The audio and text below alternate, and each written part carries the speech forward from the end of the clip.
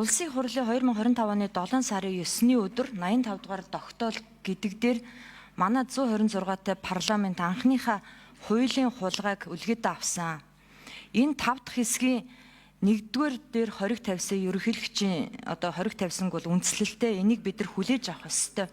Яг тэгэхээр энэ асуудлыг засгийн газар санаачлаагүй, ажлын хэсэг санаачлаагүй. Тэгжээс нэг гинт хідэн гишүүд орилдол баталсан гэдэг байгаа байхгүй юу? Одоо энэ Улсын хурлын 46, 47 дугаар тогтоол чинь 20 оны тогтоол чинь одоо Хинтээ аймгийн Бачрээд сумын Бэндэр сумын нутагт орших Гутайн даваа Хүмүүл голын их байгалийн зохицолборт газар Алтан хөхийн уул гэдэг ийм газрууд байгаа. За 47 дугаар тогтоол бол дангаараа ноён уулыг төрийн тусгай хамгаалтанд авсан тогтоол байхгүй юу?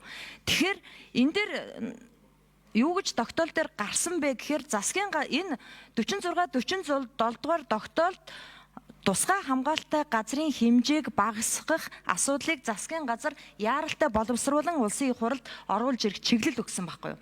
Энэ шиг хуулийн хулгайтай бид нар олон таарлах байх л да. Тэгэхээр бид нар олон улсын гэрээ конвенц, алсын хараа 2050 Монгол улсын урт хугацааны хөгжлийн бодлого зэрэгтвэл бид нар 2030 он гэхэд тусгай хамгаалалттай газар нутгийг 30% хүргэх ёстой.